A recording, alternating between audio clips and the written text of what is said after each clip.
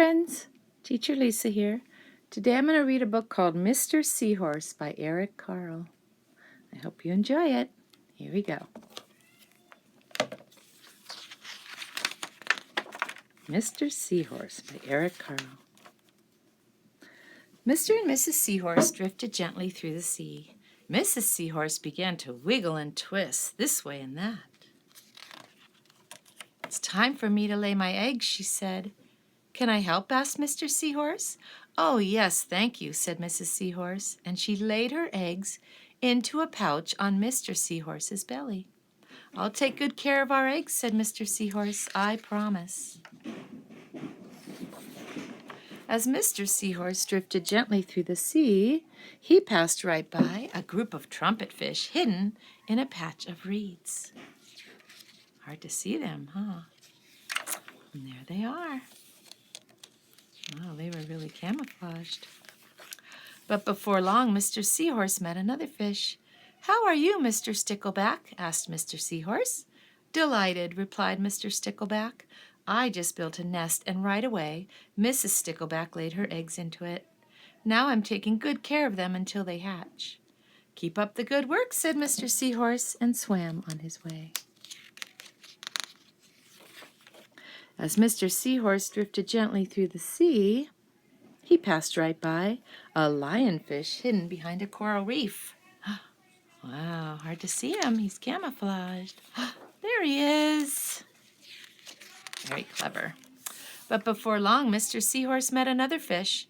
"How are you, Mr. Tilapia?" asked Mr. Seahorse. Mr. Tilapia couldn't answer. His mouth was full of eggs. I know," said Mr. Seahorse. "Mrs. Tilapia laid her eggs, and now you're taking good care of them until they hatch." Mr. Tilapia nodded his head. "You must be very happy," said Mr. Seahorse, and swam on his way. So many tricky ways to take care of their eggs.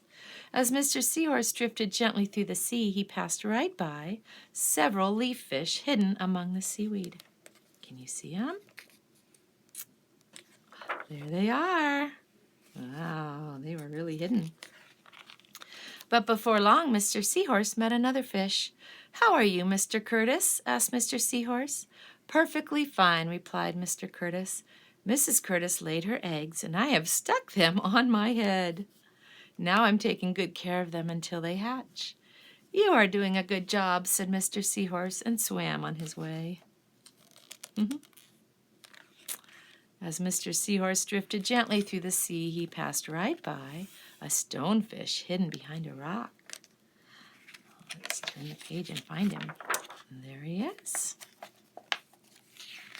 It's a funny name, Stonefish. But before long, Mr. Seahorse met another fish. "How are you, Mr. Pipe?" asked Mr. Seahorse. "Couldn't be better," replied Mr. Pipe. "Mrs. Pipe laid her eggs along my belly.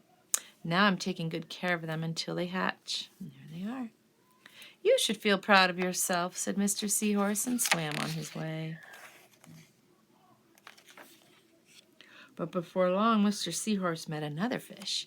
"How are you, Mr. Bullhead?" asked Mr. Seahorse. "Tip-top," replied Mr. Bullhead. "Mrs. Bullhead laid her eggs, and the eggs hatched, and now I'm babysitting." Look at all the babies.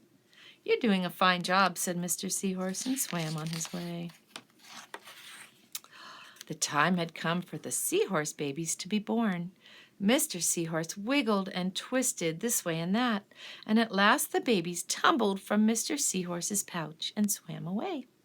One baby turned around and tried to come back into the pouch. "Oh, no," said Mr. Seahorse. "I do love you, but now you're ready to be on your own." Wow, so interesting, isn't it? Learning all about how they take care of their babies and how they hatch.